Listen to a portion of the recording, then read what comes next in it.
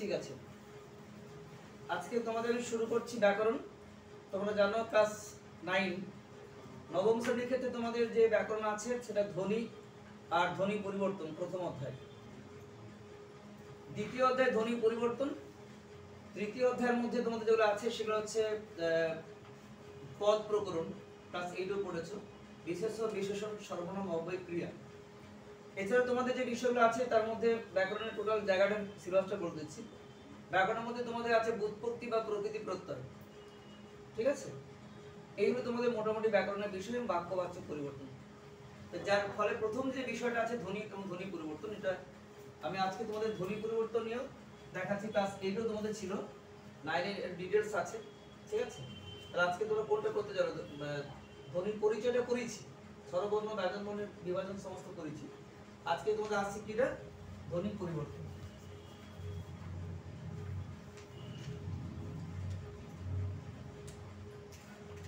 তাহলে আজকের আলোচ্য বিষয় হচ্ছে তোমাদের কি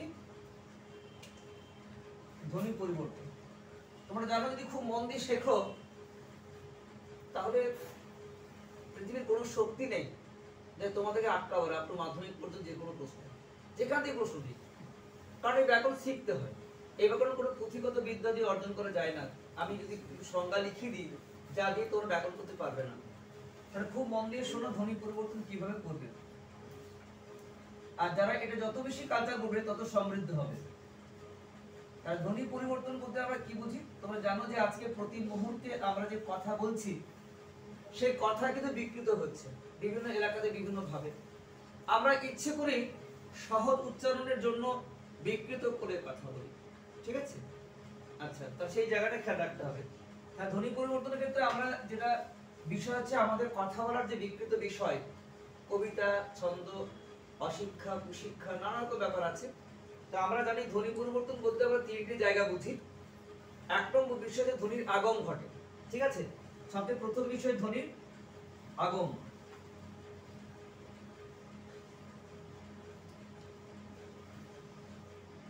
একটা ধ্বনির আগম, ধ্বনির আগম বলতে কি বুঝি? বিভিন্ন রকম ধ্বনির আগমন ঘটে, মানে ঢোকে। আমরা অনেক ক্ষেত্রে ধ্বনির ঢুকিয়ে দিই, হ্যাঁ, উচ্চারণ শৈথিল্যের জন্য আমরা ঢুকিয়ে দিই। আর একটা হচ্ছে ধ্বনির আগমন ঢুকলো, আবার মাঝে মধ্যে ধ্বনি বেরিয়ে যায়। এই বেরিয়ে যাকে আমরা কি বলি?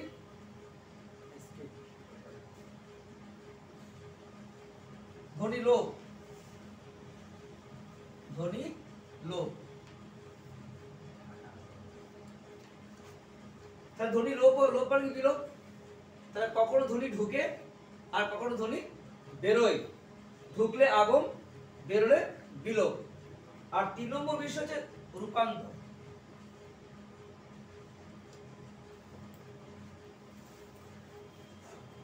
রূপান্তর, এই তিনটে শব্দ তোমাদের প্রথমে বুঝতে হবে অন্তত ক্লাস 9 এ উঠে।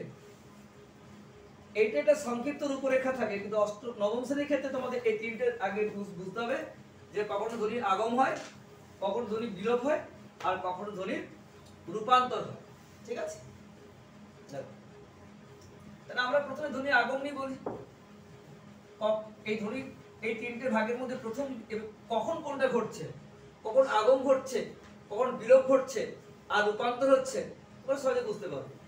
যেমন আমি সিম্পল বলছি, স্কুল থেকে স্কুল।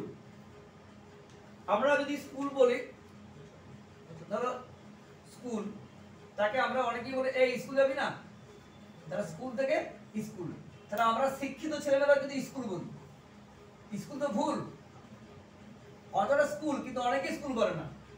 এটা আগম ঘটলো, কি বোঝা গেল? তাহলে এটা কি হলো? আগম। স্কুল থেকে স্কুল, তাহলে এটা কি ঘটেছে? এটা আগম নাকি বিলোপ নাকি রূপান্তর? আগে কি ধরতে হবে? আগম। কিসের আগম ঘটেছে বলো? রস্বই। পরিষ্কার বুঝতে পারছো? শব্দ স্কুল, কিন্তু আমরা অনেকেই স্কুল বলি, ঠিক তো? তাহলে এটা আগম। তাহলে পরিষ্কার বুঝতে পারছো? যদি আমার অপশন থাকে এটা ধ্বনি আগম। ঠিক এরকম ভাবেই আমরা জানি বিলোপ ঘটে অনেক ক্ষেত্রে। হ্যাঁ, আমরা ছোট করে বলি, সবাই ইচ্ছে করে বলি। ধরো বর্দি বলছি, বর্দি শব্দ তো বর্দি নয়, শব্দটা বড় দিদি, বড় দিদি থেকে আমরা কি করছি বর্দি। তা যদি এটা করি তাহলে একটা বিলোপ পেয়েছে, তাই এটা ধরি বিলোপ। বড়দি, ছোটদি, বৌদি, বৌদিদি, বৌদি, মানে অ্যাকচুয়ালি আমরা আজকে ছোট করছি। এগুলো প্রত্যেকটা আছে এই, তাহলে এগুলো প্রত্যেকটি হচ্ছে আমার কাছে কি হচ্ছে বিলোপ হচ্ছে। এদিকে ঘুরে বসে, তাহলে এগুলো হচ্ছে আমার বিলোপ। আর কিছু কিছু ক্ষেত্রে দেখবেন রূপান্তরই ঘটে যাচ্ছে। যেমন ধর আমি যদি বলি যে দহ বললাম, দহ, তাহলে দেখো হদ, হদ থেকে দহ, তাহলে হ দ দহ, পুরো চেঞ্জ হয়ে গেল, 1 2 2 1, তার রূপান্তর, এটা রূপ চেঞ্জ হয়ে গেল, লোপ নয়, ওগুলোই আছে, শুধু উল্টো পাল্টা হয়ে গেল। তাই এটাকে আমরা কি বলবো বলো, এটা কি বলবো, এটা যদি বিলোপ হয় তোমার পরেরটা কি বলবে রূপান্তর। তাহলে প্রথমে তিনটে অপশন দিয়ে প্রশ্ন হয় যে কোনটা ধ্বনির আগম, কোনটা ধ্বনির বিলোপ, আর কোনটা ধ্বনির রূপান্তর। এই তিনটা বুঝে কিনা বলো।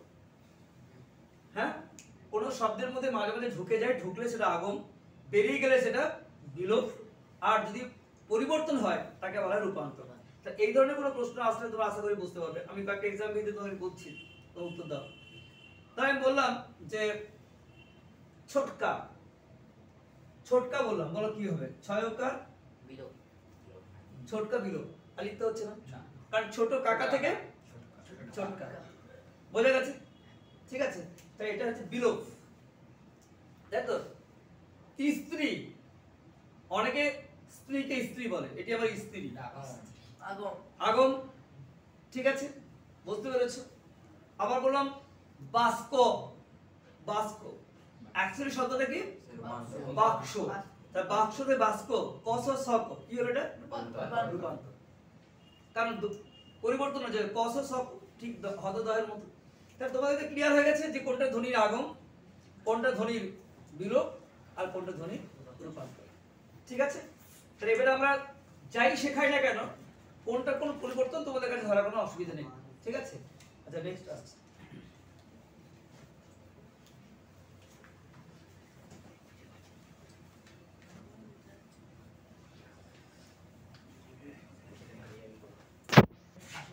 আচ্ছা, তাহলে প্রথমে আসছে কপি, 1 নম্বরে কপি নিহিতি।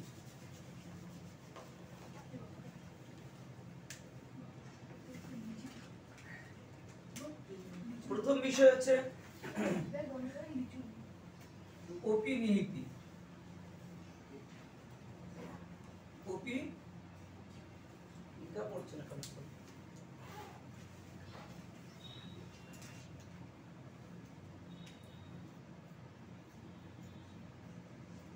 কপি নিহিতি দেখা যাচ্ছে?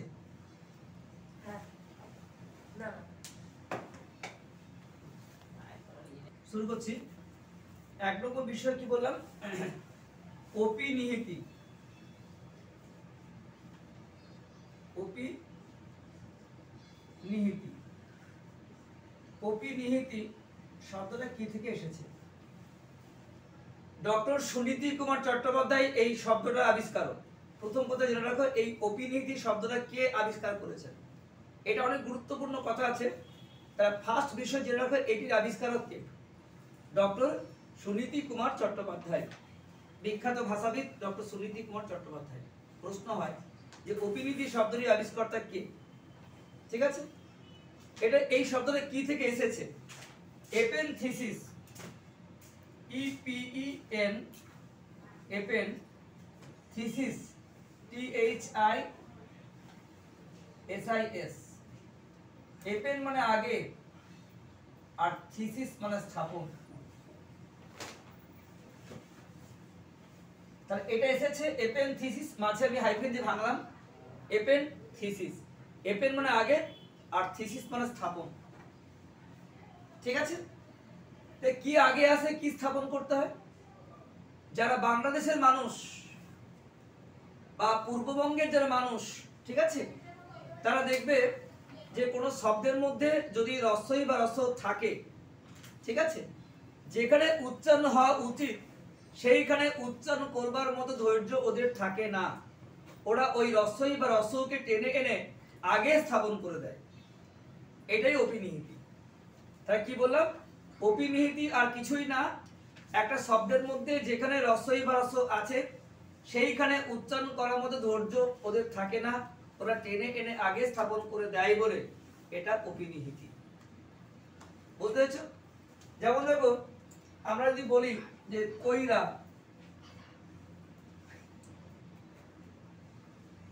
একটা সহজ পন্থা বলছি আমরা। দেখো যে যদি শব্দের মধ্যে রস্বই বা রস্ব থাকে তার অপিনিহিতি হবে। কি বললাম? কোন শব্দের মাঝে মানে দুটি ব্যঞ্জনের মাঝে, এটা সহজ সূত্র, দুটি ব্যঞ্জনের মাঝে, আমার এই কথাগুলো কিন্তু তোমরা কোনো বই পাবে না, আর এত সহজ মাধ্যম এটাও কথা পাবে না। আমি যেটা বলছি ফলো করো। দুটি ব্যঞ্জনের মাঝে, ঠিক আছে, রস্বই বা রস্ব থাকলে, ঠিক আছে, অপিনিহিতি হবেই। ঠিক আছে? পৃথিবীর কোনো বই নেই যে এত সহজ সূত্র তোমার দেখাতে পারবে। এর যে সহজ সূত্র হতেই পারে না যে দুটি ব্যঞ্জনের মাঝে রস্বই বা রস্ব থাকলে অপিনিহিতি হবে। তাহলে অপিনিহিতি বুঝবো কেমন করে? যদি তিনটি ব্যঞ্জন হয়, এই তিনটি বর্ণ হয়, প্রথম এবং তৃতীয় বর্ণ ব্যঞ্জন হবে। কি বলেছি? দুটি ব্যঞ্জন মানে কি? প্রথম আর তৃতীয়। এই যে মাঝে বলেছি, মাঝে মানে কোনটা? মাঝে হচ্ছে রস্যের রস্য। তাহলে মাঝের স্বরবর্ণ, যে কোনো স্বরবর্ণ নয়, কোন স্বরবর্ণ? হয় রস্যই কিংবা রস্য। তাহলে প্রথম আর তৃতীয় ব্যঞ্জন বর্ণের মাঝে যদি রস্যই বা রস্য স্বরবর্ণ থাকে, প্রথম আর তৃতীয় যে কোনো ব্যঞ্জন বর্ণের মাঝে যদি রস্যই বা রস্য এই দুটোর মধ্যে একটা স্বরবর্ণ থাকে, তাহলে অপিনিহিতি হবেই। এটা মাথায় ঢুকি নাও, ঠিক আছে? কিন্তু আমরা বইয়ে হয়তো শেখাই আমরা যে কোনো শব্দের মধ্যে রস্বই বা রস্য থাকলে যেখানে উচ্চারণ হওয়া উচিত সেইখানে না হয়ে যদি আগের থেকে উচ্চারণ করে হয়ে যায় তাকে অপিনিহিতি বলে। এর যে সহজ মাধ্যম এটাই যে দুটি ব্যঞ্জনের মাঝে রস্যের রস্য থাকলে অপিনিহিতি হবেই। বলো বুঝলে কিনা? বলে গেছে? তাহলে বলো কইরা কেন অপিনিহিতি বলো? ক আর র হচ্ছে প্রথম আর তৃতীয় ব্যঞ্জন, মাঝে রস্যই আছে বলে অপিনিহিতি। বলো সাউথ কেন অপিনিহিতি? ব্যঞ্জন মাঝে রস্য আছে। তাহলে এর চেয়ে সহজ সূত্র থাকতে পারে কোথাও? তোর যত খুশি যত বই পড়ো এর চেয়ে সহজ সূত্র তো দেখাতে পারবে না যে দুটি ব্যঞ্জনের মাঝে রস্যের রস্য তার অপিনিহিতি হবে। কিন্তু এটা সংজ্ঞা নয়, এটা মনের কথা, তোমাদের শেখানোর জন্য কথা বলছি। সংজ্ঞায় বলে তো বলতে হবে যে শব্দের মধ্যে রস্যই বা রস্য থাকলে যেখানে উচ্চারণ হওয়া উচিত সেইখানে না হয়ে আগের থেকে উচ্চারণ করে যে প্রবণতা সেটা অপিনিহিতি। রস্যই বা রস্যকে আগের থেকে উচ্চারণ করে যে প্রবণতা সেটা অপিনিহিতি। তাহলে আমরা এই যে শব্দটা আরো ডিটেলস শেখো এই বিষয়টা যে অপিনিহিতি শিখবো কি করে। অপিনিহিতির দুটো স্তর হয়, একটি সাধু, একটি অপিনিহিতি। ধরো আমাকে কইরা করতে দিয়েছে, কিভাবে তোমরা করবে? ক রস্যই র যবর আকার, এটা তোমাকে ধ্বনি পরিবর্তন করতে দিয়েছে। অপিনিহিতি দুটির বেশি স্তর হবে না। প্রথম স্তরটির নাম সাধু ভাষা, ক্রিয়াপদে পূর্ণ রূপ। এই কোরিয়া, একে পূর্ণ রূপ দিয়ে কি হবে? কোরিয়া। বলো একে ক্রিয়াপদের পূর্ণ রূপ কি হবে? কোরিয়া। কইরা। গ্রেটার দেন কইরা। কইরা। কটা স্তর হলো? বলো দুটো। এটা সাধু ভাষা, এটা সাধু, আর এটা অপিনিহিতি। অপিনিহিতি। তাহলে কটা স্তর বলো? একে সাধু, দুয়ে অপিনিহিতি। তাহলে দুটি বেশি স্তর হবে না। কি বললাম? অপিনিহিতি কটি স্তর? খেয়াল রাখবে, দুটি। একে সাধু, সাধু মানে ক্রিয়াপদের পূর্ণ রূপ। এই কইরাটা সাধু কি হতে পারে চিন্তা করবে। কোরিয়া, তারতে কইরা। তিনটি স্তর হবে না, ওটা অভিস্থিতি হয়ে যাবে। অপিনিহিতি সর্ব দুটি স্তর, কোরিয়া কইরা। এবার দেখতে পাচ্ছ যে এই যে আমার রস্যইটা আছে, আমরা আমাদের বলি যে কইরা, কোরিয়া, ক র ইয়া, এটা কি বলছে? ক ই র আ। এটা বিশ্লেষণ করি। ধর কোরিয়া বলছি, কোরিয়া, দেখো কয়াসন্ত প্লাস ভাঙো, বিশ্লেষণ জানো তো? বড় বিশ্লেষণ বলো, কয়াসন্ত প্লাস কি হবে? অ, অ প্লাস অ, প্লাস কি হবে বলো র প্লাস কি বলো ই প্লাস বলো অন্তস্থ হসন্ত প্লাস আ এটা কি হলো কোরিয়া এর কোরিয়াটা বলো বয়সন্ত প্লাস বলো অ প্লাস ই প্লাস র প্লাস আ তাহলে এই যে ইটা রাখো এই ইটা কোথায় রয়ের পরে ছিল আর ইটা রয়ের আগে ঢুকেছে ওটা উচ্চারণ করা হয় যখন মানে আ ওটা বাদ দাও তাহলে আমার ইটা দেখবো আমার প্রসঙ্গ হচ্ছে ই বা উ যে ইটা ছিল রয়ের পরে সেইটা রয়ের আগে ঢুকেছে বলো বেরি কিনা যে ই ছিল এই যে আগে আনছি টেনে এটা ওপিনি এপেন্থিসিস আগে স্থাপন আচ্ছা আগে কি স্থাপন করেছি বলো আগে এটাকে স্থাপন করেছি খুব চলতি বাংলা তো বলো কোরিয়া ক র ই আ ক ই র আ একটি ব্যঞ্জন করার পরে ইটাকে টেনে আনবে এই যে ই যে টেনে আনছি এটা অভিনীতি শব্দের মধ্যে রস্য যেখানে আছে তৃতীয় স্থান থেকে দ্বিতীয় স্থানে আনছি প্রথমে ব্যঞ্জন তারপরে কিন্তু ওরা রস্যই বা রস্য স্বরবর্ণ টেনে আনবে এটাই অভিনীতি ঠিক আছে সাধু এই সাধু কি থেকে এসেছে বলো ধরো সাধু বলতে দিই কি করবে তোমরা না প্রশ্ন সাউথ ভুল বলো কোশ্চেন সাউথ না কোশ্চেনটা সাউথ সাউথ কেন অভিনীতি মাঝে রস্য আছে তাহলে তাহলে সাউথ এটা কি থেকে এসেছে সাধু সাধু থেকে সাউথ এবার ভালো করে বুঝে দেখো যত বেশি ডিসিপ্লিন সদা শুনবে তত শিখতে হবে সাধু উ সাধু উ সাধু তুই প্লেন উচ্চারণ করো সা ধ উ সা উ ধ যে উ ছিল তৃতীয় মাঝে ঢুকে গেল কি সাধু কি হচ্ছে সা ধ উ সা উ ধ তৃতীয় থেকে দ্বিতীয় তাহলে এই রস তৃতীয় স্থান থেকে দ্বিতীয় স্থানে আনাটাই হচ্ছে তোমার কি বললাম অভিনীতি ঠিক আছে তাহলে বলো অভিনীতি সমস্যা কি আছে কিন্তু নেই তো তাহলে আমরা বলো অভিনীতি কাকে বলে সব কথাটা মন দিয়ে ভালো বুঝে নাও অভিনীতি শব্দটা আবিষ্কারক নাম্বার প্রথম প্রশ্ন কে ডক্টর সুনীতি কুমার চট্টোপাধ্যায় কি থেকে এসেছে এপেনথিসিস এপেন মানে কি আগে থিসিস মানে কি স্থাপন কি স্থাপন করে রস্যই বা রস্য ঠিক আছে আমি সূত্র কি বলেছি অপিনীতি কখন হবে দুটি ব্যঞ্জনের মাঝে রস্যই বা রস্য থাকলে অপিনীতি হবেই ঠিক আছে কোন শব্দের মধ্যে রস্যই রস্য যেখানে আছে সেখানে টেনে এনে আনাটাই অপিনীতি ঠিক আছে শব্দের মধ্যে রস্যই বা রস্য থাকলে তাকে আগের থেকে উচ্চারণ করে ফেলে যে রীতি তাকে বলে অপিনীতি এই সংজ্ঞাটা তো বইয়ে পাবে কিন্তু তোমাকে শেখার জন্য বলেছি তিনটে বর্ণ হবে প্রথম তৃতীয় ব্যঞ্জন বর্ণের মাঝে রস্যই রস্য থাকলে অপিনীতি হবেই এই জন্য অপিনীতি দুই প্রকার একটা রস্যকার অপিনীতি আর একটা রস্যকার অপিনীতি বোঝা গেল বড় সমস্যা ঠিক না নেই তো নেক্সট আসছে নেক্সট অভিশ্রুতি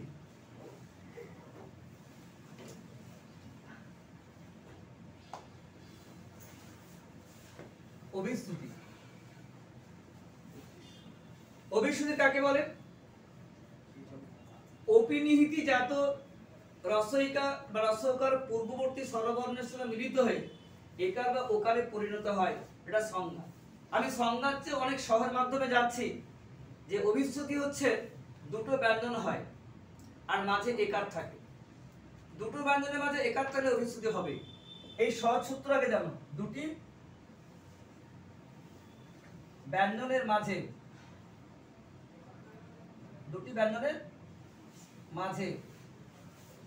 একারই বেশি হয় বা ওকার ঠিক আছে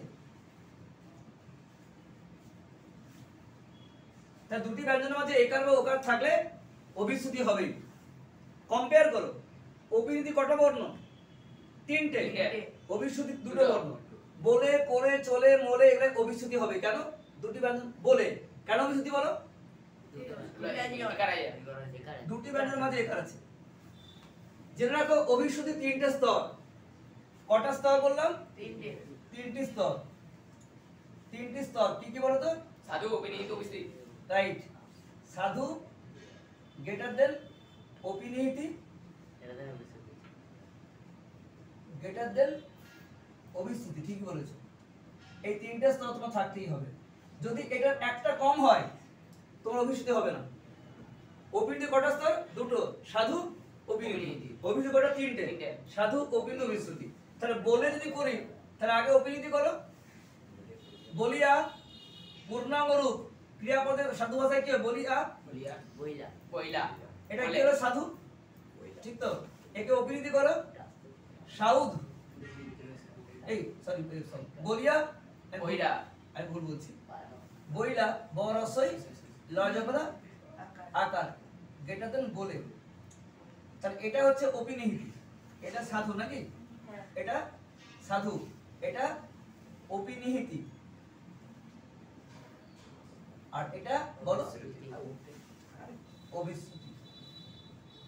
তার তিনটে স্তর। তা চিনব কি করে?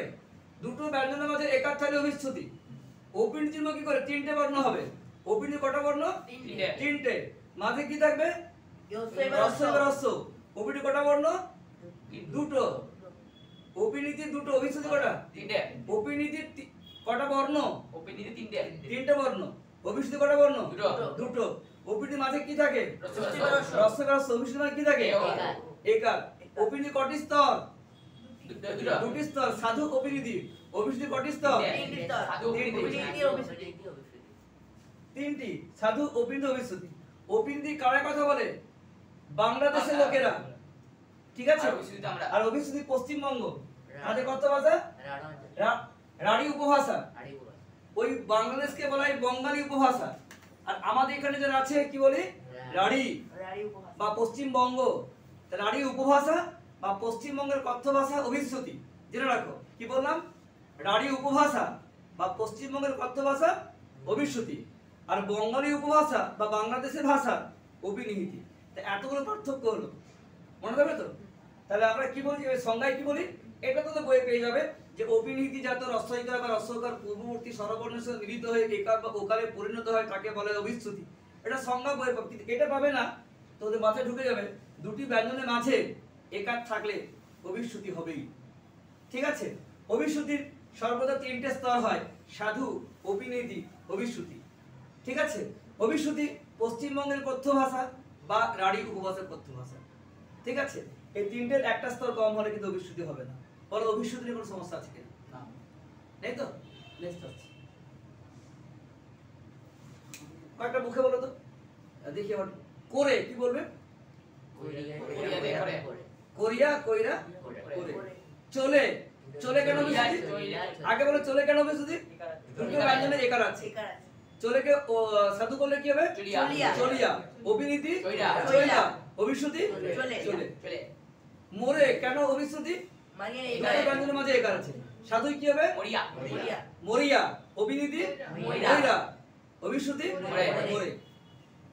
কি বোঝা গেছে? তাহলে আশা করি তোমার সমস্যা কিছু নেই। পরে আসছে অপিনীতি অভিশ্রুতি নিয়ে যদি কোনো প্রশ্ন থাকে তোমরা বলতে পারো। আজকে আমরা অপিনীতি অভিশ্রুতির যে মিল অমিল সবটা আলোচনা করলাম, ঠিক আছে? সেই জায়গা থেকে তোমাদের কোনো প্রশ্ন থাকলে বলতে পারো, কারণ অভিশ্রুতি অভিশ্রুতির মধ্যে গুলিয়ে যায়। আমরা যদি এর সঙ্গে একটাতে চাপিয়ে দিই তোমাদের মনে হচ্ছে আজকে খুব সহজ, যখন নির্ণয় করতে 10টা কোশ্চেন ভুল করতে। আমরা দেখেছি এতবার শিখেছি, মুখে তোমরা বলা হয়তো এটা অনেকবার হয়ে গেছে, কিন্তু তোমরা ভুল। এই জন্য বলছি তোমরা অপিনীতি অভিশ্রুতি নিয়ে যে কোনো প্রশ্ন থাকে বলো, আমি কি আবার বলে দেবো পুরোটা? সমস্যা নেই তো? তাহলে অপিনীতি অভিশ্রুতি একসঙ্গে শেখো, এর সঙ্গে অন্য চাপাও না, ভালো করে এটা কালচার করো। কোনো সমস্যা থাকলে তোমরা ভিডিওটা দেখবে আবার, আর এখানে থাকে।